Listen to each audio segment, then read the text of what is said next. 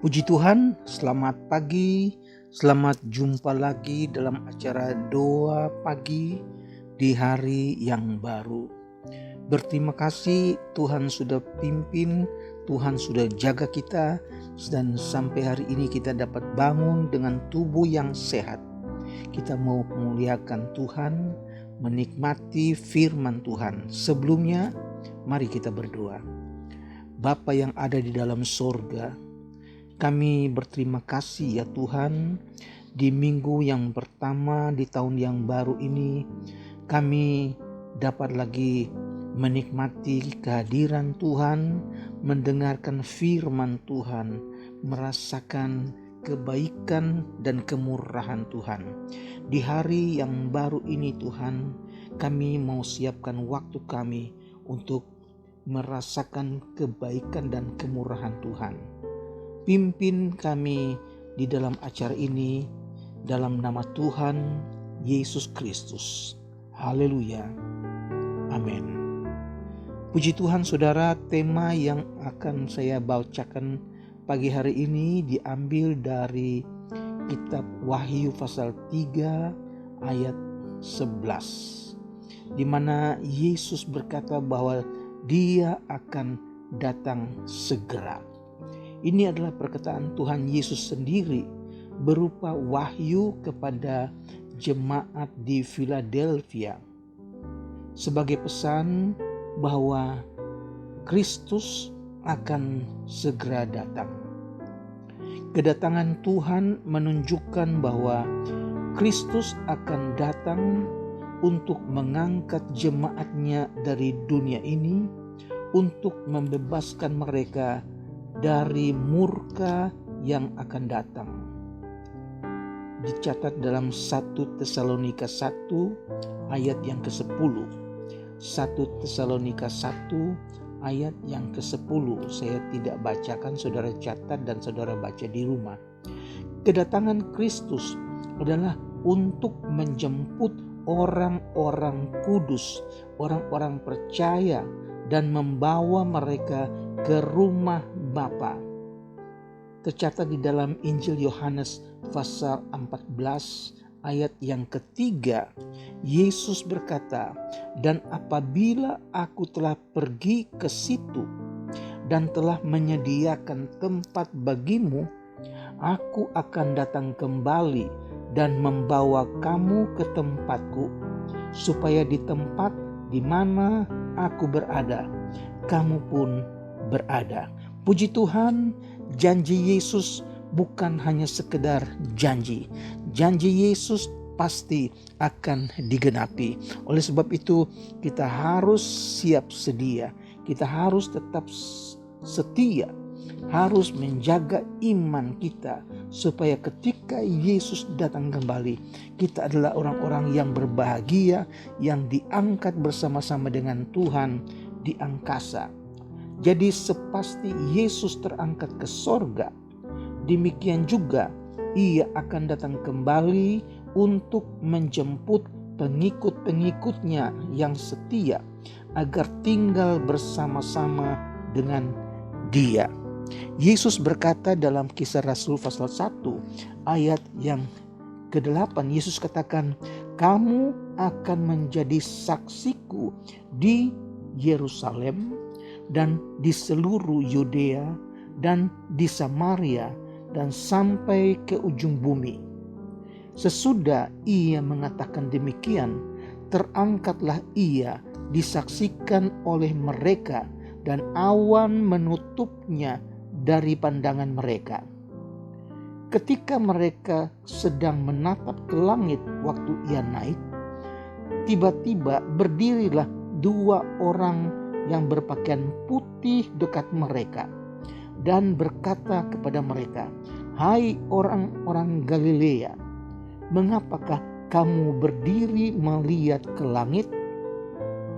Yesus ini yang terangkat ke sorga meninggalkan kamu akan datang kembali dengan cara yang sama seperti kamu melihat Ia naik ke sorga." Saudara-saudara, puji Tuhan, ini menjadi satu penghiburan buat kita orang-orang percaya yang ada di akhir zaman ini. Inilah pengharapan bagi orang-orang percaya dan di mana menjadi tujuan utama dari kedatangan Tuhan Yesus ialah agar orang-orang percaya, saudara-saudara dan saya dapat bersama dengan Tuhan selama-lamanya. Semua orang-orang percaya yang hidup akan diangkat bersama-sama dalam awan menyongsong Tuhan di angkasa. Demikianlah kita akan selama-lamanya bersama-sama dengan Tuhan. Saudara dapat baca itu di dalam 1 Tesalonika pasal 4 ayat yang ke-17. 1 Tesalonika pasal 4 ayat yang ke-17. Jadi kedatangan Kristus untuk umatnya yang setia akan melepaskan mereka dari hari pencobaan yang akan datang atas dunia ini. Dicatat dalam Injil Lukas pasal 21 ayat 36 dan 1 Tesalonika 1 ayat 10, 1 Tesalonika pasal 5 ayat 9. Terjadi satu reuni yang penuh kemuliaan dan abadi.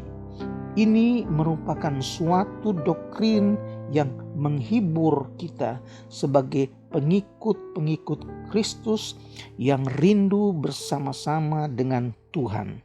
Karena itu, hiburkanlah seorang akan yang lain dengan perkataan-perkataan ini. Dicatat dalam 1 Tesalonika pasal 4 ayat 17 dan 18. 1 Tesalonika pasal 4 ayat 17 dan 18.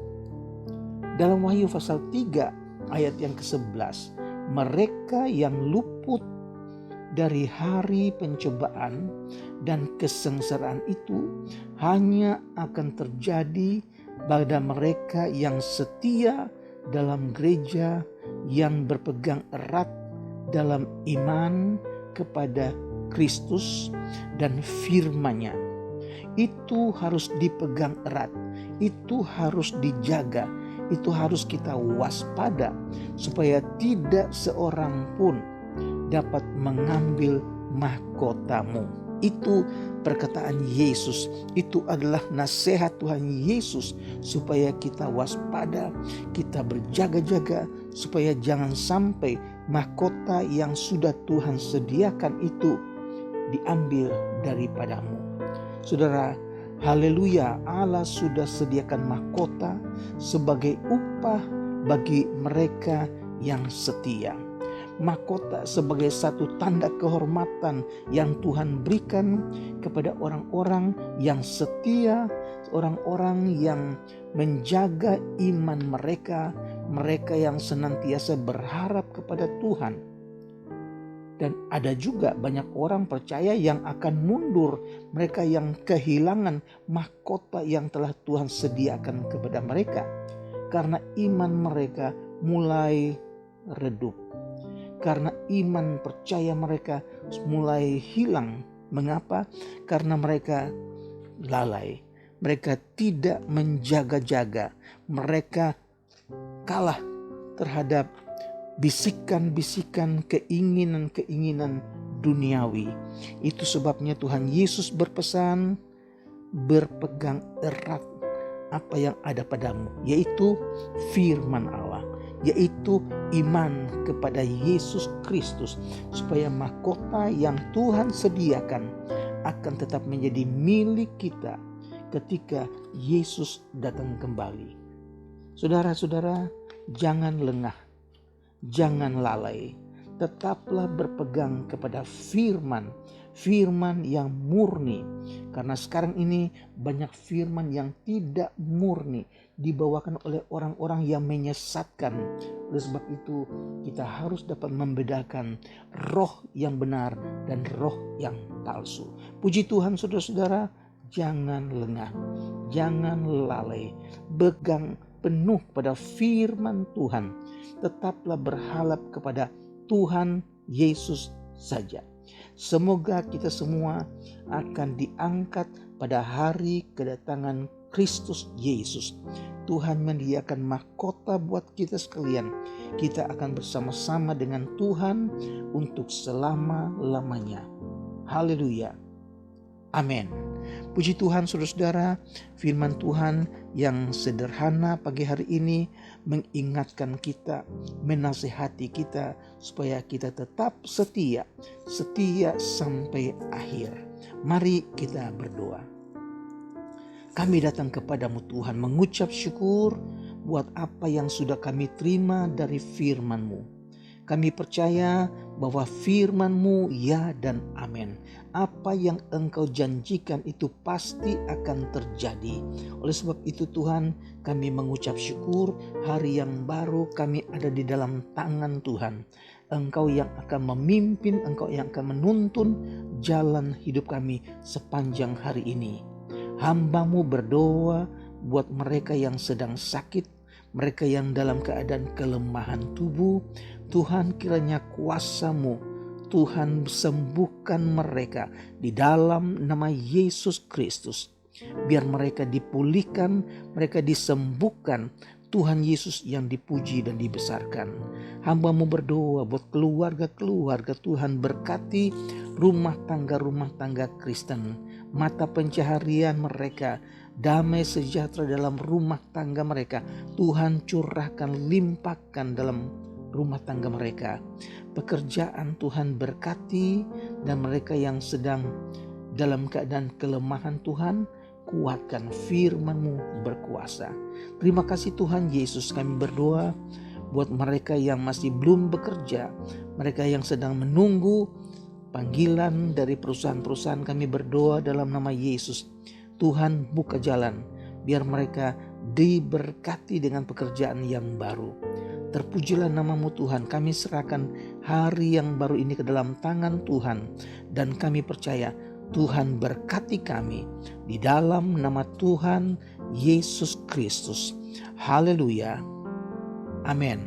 Puji Tuhan, selamat beraktivitas di hari yang baru. Tuhan Yesus memberkati. Amin.